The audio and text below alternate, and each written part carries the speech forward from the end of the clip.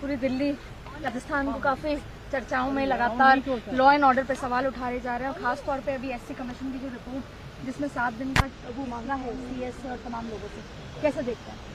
तो SC commission की जो अलवर में जो अभी महिला के साथ जो हुआ है उसमें एससी कमीशन ने एक रिपोर्ट नोटिस जारी किया है जिसमें सीएस, डीजीपी और कमिश्नर तमाम लोगों को 7 दिन में जवाब देना है।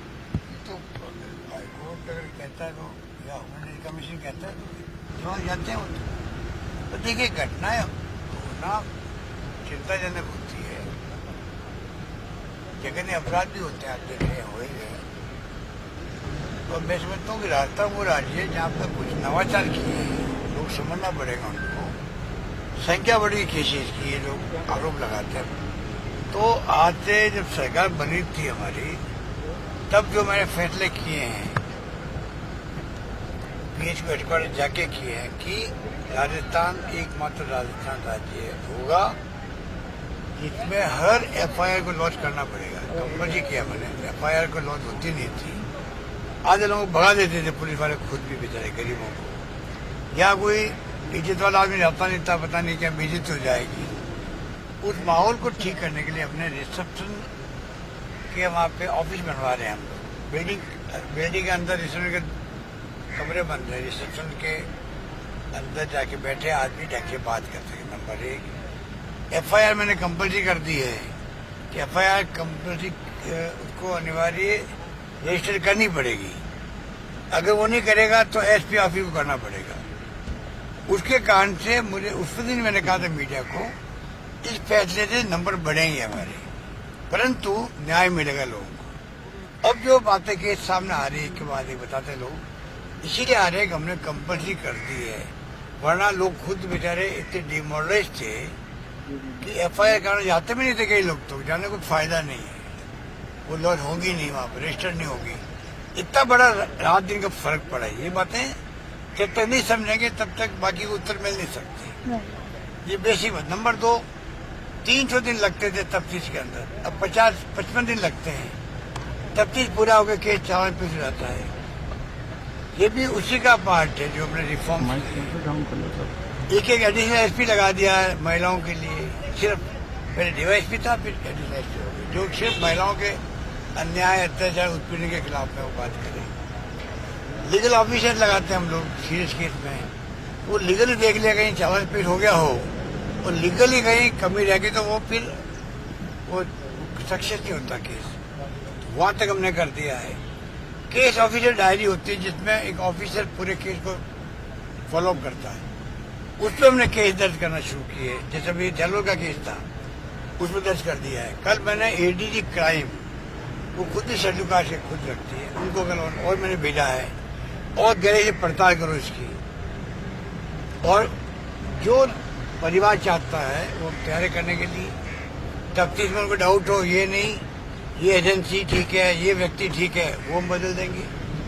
तो कोई घटना होना ही बात है, और घटना के बाद में पुलिस क्या उसको बोल की वो सेव कर रही है, क्या सॉफ्ट है क्या उसके प्रति?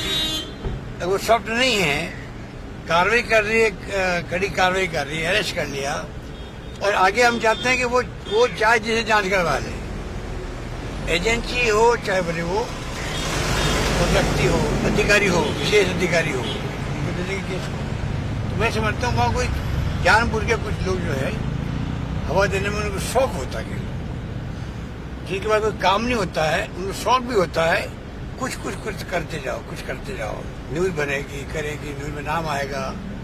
कई लोग उसी जिंदा रहते बेचारे। तो ऐसे लोग हैं जो न्यूज से जिंदा रहते हैं लोगों की। और आप लोगों के मीडिया वाले, आप लोग दोस्त भी होते हो, तो आप लोग उनको जिंदा रखते भी हो। दम कुछ नहीं होता है और जिंदा रखते हैं हम लोग। ये परंपरा देखो लोकतंत्र में चलती है। हम लोग तो मोदी जी, अमित शाह जी, बीजेपी, आरएसएस ये फासिस्ट लोग हैं, ये इसको सहन नहीं करते हैं। चाहे मीडिया वाला हो चाहे कोई हो, साहित्यकार, पत्रकार, लेखक आज जिलों में बैठे बंद हैं। हम लोग इनके खिलाफ है। हम तो कहते हैं कि लोकतंत्र में सबको आज़ादी बोलने की है, लिखने की है, दिखाने की है, कुछ भी करो, हम कुछ छेड़ते नहीं किसी को। हम जानते हैं उसके कारण कई लोग हमें वो मजे लेते हैं हम लोगों के खिलाफ लिखने में। लोगों को उनका काम है, हमारा काम है कि सत्य के रास्ते पे चलो, न्याय दिलाओ लोगों को। मैंने 15 अगस्त में कहा कि आज आजादी के बाद में आज भी छुआछूत होती है, ये मानवता में कलंक है। आरएसएस को चाहिए, बीजेपी को चाहिए, तुम हिंदू राष्ट्र की बात कर रहे हो, हिंदुओं को एक करने की बात करते हो, तो शेड्यूल कास्ट दलित वर्ग भी वो भी हिंदू है, ओबीसी के लोग भी हिंदू है और जनरल कास्ट के लोग भी हिंदू है। आप इन तीनों को देख कर दो, बराबरी का समानता का अधिकार दिला दो। उनमें समानता का अधिकार नहीं है, ऊंच नीच का भेदभाव होता है, जातिवाद भी ऊंच नीच के भेदभाव होते हैं। तो ये जो स्थिति है उसको ठीक करे पहले ये आरएसएस और ये बीजेपी वाले अभियान ही चला है। हम हरिजनों के घर जाएंगे, वहां बैठेंगे, भोजन करेंगे, विश्वास दिलाएंगे। जैसे आजादी के वक्त में गांधी जी ने, राजस्थान की मैं बात करूं, जयनारायण व्यास जी थे हमारे, फिर राजस्थान जोधपुर के फिर बैठे थे, माणिक वर्मा थे उदयपुर के, कई हस्तियां थी फ्रीडम मूवमेंट की जो कि उस जमाने मंदिर प्रवेश करवाती थी, हरिजनों के साथ बैठ के खाने खाते थे। अब वो सिलसिला है नहीं। तो हम तो उस क्लास के लोग हैं जो चाहते हैं कि ऐसे जो बेसिक इश्यू है देश में उस पर ध्यान जाए, केंद्र सरकार का भी जाए, मोदी जी का जाए, अमित शाह का जाए। उनको भगवान ने मौका दिया प्राइम मिनिस्टर बनने का 2 बार, और वो हिंदू की बात करते हैं। और दुनिया में जहाँ एक धर्म की बात की है वो धर्म वहाँ पे राज तो करते गए, बाद में वहाँ पे डिक्टेटरशिप आ गई, तानाशाही आ गई। वहाँ पे हिंदुस्तान के अंदर भी उसी तरफ बढ़ रहे हैं, लोकतंत्र की परवाह नहीं कर रहे हैं। लोग क्या कहेंगे, परवाह नहीं करेंगे, चुनाव जीत रहे हम तो हिंदू के नाम पे, हिंदू वोट दे रहा हमें तो, और परवाह क्यों किसी की। ये टेंडेंसी खतरनाक है, देश के लिए खतरनाक है। संविधान से, कानून से देश चलता, चाहे कोई ऊंचा आदमी हो चाहे नीचा आदमी, कानून सबके लिए बराबर होता है, ये उसको मानते नहीं है। तो इसलिए ये बात हो रही है। सर आज मैं वहाँ प्रेस कॉन्फ्रेंस ले रहा था अहमदाबाद के अंदर, एक किसी ने क्वेश्चन किया कि एक महिला ने आग लगा दी है, तो मैंने रघु शर्मा को पूछा भाई आग किसने लगा दी। फिर मालूम पड़ा वो तो आग वो है जो पहले लग चुकी है, परिवार में झगड़ा था, देवर का भाभी का जो भी रिश्ते है, 8-10 दिन झगड़े चल रहे थे उनके, उसके अंदर भी आग लगाई नहीं लगाई, तो परिवार तफ्तीश कर रही है। तो अभी उसको हमारे बीजेपी वाले उसको सोशल मीडिया में डाल दिया कि लोग उनको पता ही नहीं कि आग लगी है। आग क्राइम, परिवार में झगड़ा हो गया है, पुलिस अपना काम कर रही है। तो ये बीजेपी वाले इस प्रकार से मैं समझता हूँ जो देश चला रहे हैं, महंगाई की परवाह इनको नहीं है, महिला दुखी है, बेरोजगारी हाहाकार मची हुई देश के अंदर, और तो पत्रकारों की नौकरी चली गई, तनख्वाह कम कर दी गई है। आप तो खुद भुगतभोगी हो भाई। तो ये तमाम बातें हो रही है, इसका मुकाबला करेंगे हम लोग। आंदोलन करी कांग्रेस, रामलीला मैदान के अंदर बड़ी रैली हो रही है, या तो 28 को होगी या आज में मीटिंग हो रही तय होगी, तारीख तय होगी, बड़ी रैली होगी। आप देखिए उस दिन जब रैली हुई 5 तारीख को, काले कपड़े पहन के जो मेंबर पार्लियामेंट ने प्रदर्शन किया महंगाई और बेरोजगारी के खिलाफ में, शाम तक देखिए आप एनडीए गवर्नमेंट की और इनके नेताओं की, प्रधानमंत्री जी, गृह मंत्री सब सत्ते में आ गए, डिफेंस में आ गए, क्योंकि इश्यू है पब्लिक के अंदर। वो सब घबरा गए। काला जादू की बात करना कि काला जादू आ गया है, काला जादू आ गया है। भाई आपको काला जादू है, जादू टोने हैं। अरे हम तो बचपन से के खिलाफ रहे जादू टोने के। जादू मैजिक अलग चीज है, जिसपे मेरा विश्वास है। मैजिक अलग चीज है, वो ट्रिक होती है, और ये काला जादू जो होता है होता नहीं है। तो मैं देखता हूँ कि सुनता रहता हूँ लोगों को, तो देखते हैं क्या होता है। तो क्या ये आपके उस जादू में ये ट्रैप हो गए बीजेपी वाले? देखिए मेरा जादू परमानेंट है देश के अंदर, प्रदेश के अंदर परमानेंट जादूगर हूँ मैं हूँ।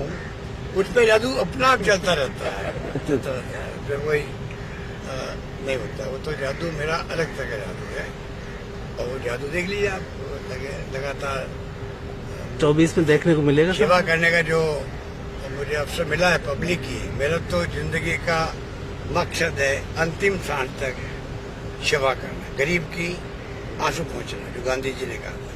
तो सब बात आ जाती है, गरीब आ जाता है, मिडिल क्लास आ जाते हैं, दलित, पिछड़े, माइनॉरिटी सब आ जाते हैं उसके अंदर। और गरीब चाहे वो ब्राह्मण वैसे क्यों नहीं हूँ? गरीब है, मैं उसके साथ खड़ा हूँ, बस ये मेरा सोच रहता है हमेशा, और मुझे संतोष मिलता है उससे। सरकारें आई चली गई, पर मैं हमेशा उस पर खड़ा रहता हूँ। भाई नहीं, मेरा रास्ता था दोनों टर्म का शानदार, मैंने गवर्नेंस की थी उस वक्त में, शानदार स्कीम लेके आए, दवाएं फ्री, उस वक्त आ गए थे। अब तो बहुत हम आगे बढ़ गए हैं, टैक्स फ्री हो गए थे, कई योजना लेके आए थे। संतोष मिलता है, अच्छा लगता है फैसले करने में। बाकी भी चुनाव हरवा देती जनता, हम क्या कर सकते हैं। इस बार मैं चाहता हूँ जनता में चुनाव वापस जिताए, रिपीट करे। इतने मैंने काम किए हैं, हर परिवार में हमारी स्कीम पहुंच गई है, कोई न कोई स्कीम पहुंच गई है, स्वास्थ्य सेवाएं पहुंच गई है, कोई कम बात है क्या? दुखी उससे होते हैं लोग, कर्जा लेके इलाज करवाते हैं, अब सब इलाज फ्री होने लग गया। तो मैं तो पब्लिक को खुद को आह्वान कर रहा हूँ, इस बार कृपा करो हमारे ऊपर। सरकार बदलती है तो स्कीम बंद हो जाती है हमारी, रिफंड बंद हो गई थी, अब उसकी कीमत बढ़ गई 40 से 70,000 करोड़ हो गई हो। तो मैं चाहूंगा कि चाहे ARCP हो, ARCP में बार बार याद करता हूँ, तो प्रधानमंत्री जी से मुलाकात हुई मेरी अभी राजदूत भवन में, अभी मैंने मांग उनसे करी, तो भाई आपने वहाँ पे जयपुर अजमेर में क्या क्या गए थे आप राष्ट्रीय परियोजना बनाओ इसको, जिससे कि जल्दी वो बने। 13 जिले में पानी की समस्या है, बहुत भयंकर है, राहत मिले और सिंचाई की सुविधाएं मिले। तो मंत्री जी राजस्थान होने के बावजूद भी एक काम नहीं करवा सकते PM से, राष्ट्रीय परियोजना को नहीं करवा सकते। वो कहते भाई मेरा खुद के राज्य का मामला है, तो क्या दिक्कत है उनको? तो वो राइट लेफ्ट की बातें करेंगे, पर उसकी बात नहीं करेंगे। ARCP बड़ा मुद्दा बन गया है। सर, एक बड़ा मुद्दा ये है कि प्रधानमंत्री ने जो लाल किले से भाषण दिया, उस पर भारत में केवल एक आप थे जिन्होंने इस तरीके से उनको डिफेंड किया और उनको जवाब दिया, बाकी किसी ने जवाब नहीं दिया। और जिस तरीके इतिहास पर बात करी उन्होंने, और इतिहास के जो आजादी की जो बात थी उसको ओवरलैप किया, आपने ही जवाब दिया और किसी ने। गांधी पंडित नेहरू अमृत महोत्सव से गायब है।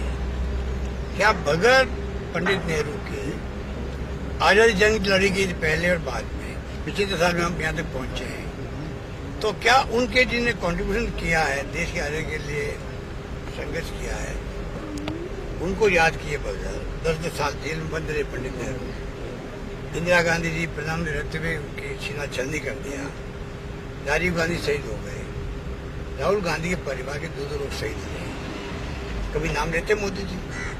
अगर आप इस प्रकार इतिहास को नई पीढ़ी को बताने में संकोच करोगे, तो आपके इतिहास को नई पीढ़ी क्यों आगे आने वाले वक्त में वो क्यों बताएगी कि मोदी नाम का कोई प्राइम मिनिस्टर बना था, उसने ये काम किया, ये नहीं किया, ये करना चाहिए था, जो भी है वो क्यों बताएंगे? जब आप अगर ये नई परंपरा डाल रहे हो, इतने बड़े त्याग और बलिदान की कहानियों को गायब कर रहे हो, विकास की यात्रा को गायब कर रहे हो, उसमें कौन मुसाफिर थे या कौन को उसके अंदर गवर्नेंस करने वाले थे, उनको आप गायब कर रहे हो, फिर काय का अमृत महोत्सव बना रहे हो आप? तो ये जो सब बातें हैं जो ये क्वेश्चन मार्क खड़ी करती है, क्या उनकी नीति और नीयत है। अमृत महोत्सव में एक मौका था इनके सामने कि देश के नौजवानों को ये मैसेज देते कि हमें गर्व करने वाली बातें क्या क्या है देश के लिए, आप सबको गर्व होना चाहिए, जैसे कि वो आने वाले वक्त में उनके ऊपर भार है देश का, वो फिर अगली पीढ़ी के लिए मैसेज देते हैं। दुनिया कहती है कि हिंदुस्तान अभी अमृत महोत्सव मना रहा है, ये माहौल बनना चाहिए देश के अंदर। अभी इवेंट हो रहे हैं, एक के बाद एक इवेंट हो रही है, इवेंट कर लीजिए आप, पैसा खर्च होता है, कोई दिक्कत नहीं है, पर उससे आपका नई पीढ़ी को प्रेरणा क्या मिलेगी, मोटिवेशन क्या होगा, मुझे इसमें तकलीफ हो रही है। Thank you sir.